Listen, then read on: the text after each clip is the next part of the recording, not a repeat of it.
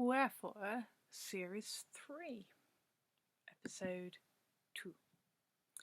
The Hypothetical Gentlemen's Sauntering Association meets online for the first time in late February.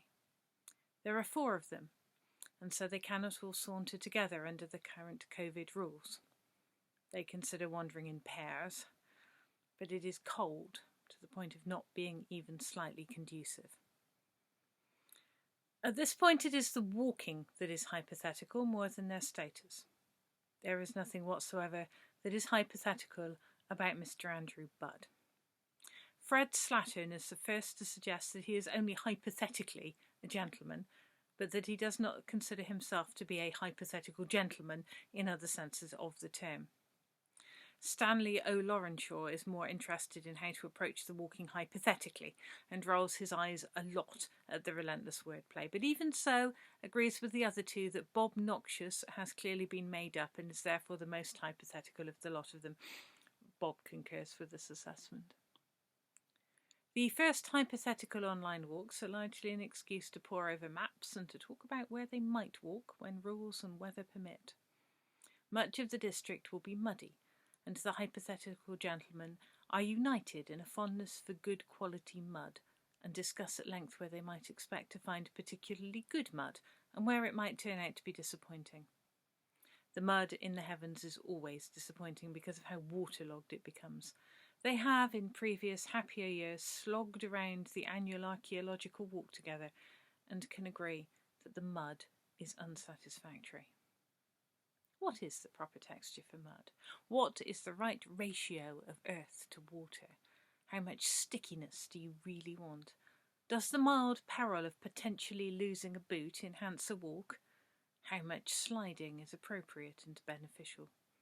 The first meeting is a cheerful business and goes on for quite some time, as none of them have much else they would prefer to be doing.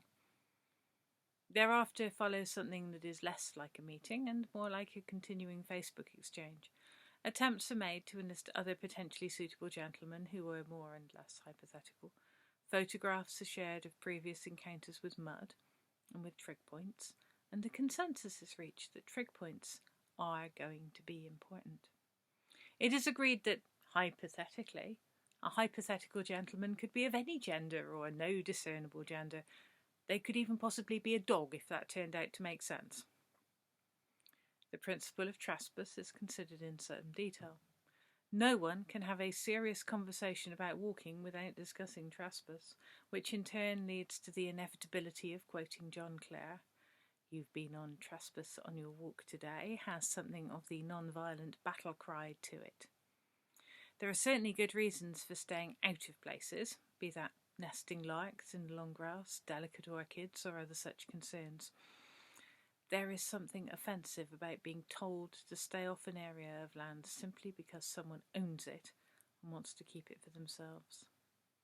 The Hypothetical Gentlemen's Sauntering Association quietly dedicates itself to the principle of trespass for the purpose of exploration and the resistance of arbitrary authority.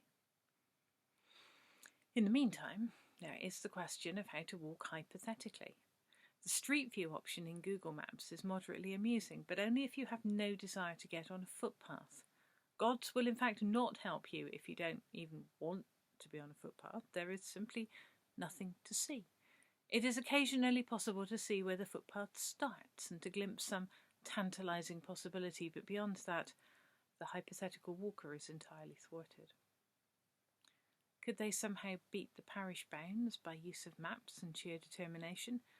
Could routes be imaginatively recreated through gardens and inside homes?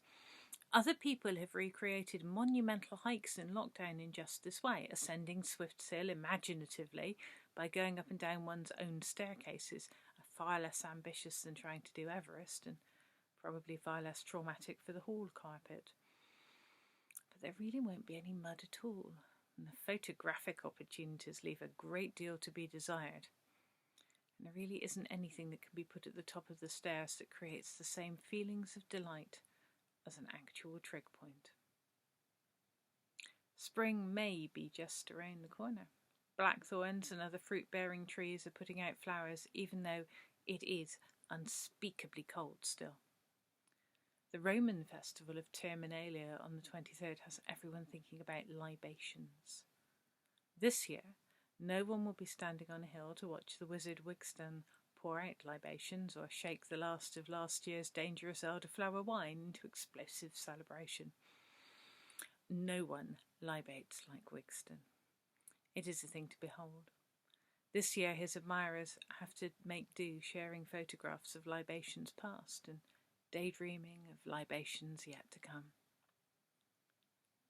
Meanwhile, in his secret academic lair somewhere in Stroud, Professor Bob Fry is working on a paper about the behaviour of permissive footpaths and the impact on the collective imagination of the straight and narrow path. We will be hearing more about this as the year progresses, for whether or not we wish to identify as hypothetical gentlemen, we are all certainly impacted to some degree by straight and narrow paths. We may urgently be in need of permissive paths that take us in the directions we really want to go, rather than where someone else thinks we ought to be.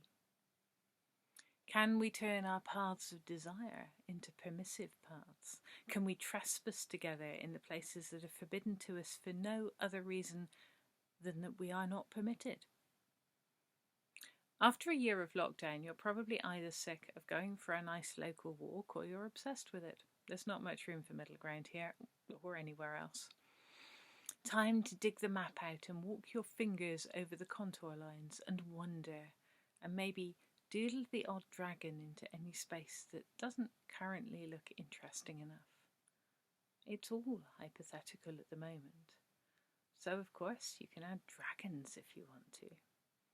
I'm sure there won't be any complicated implications if you do that.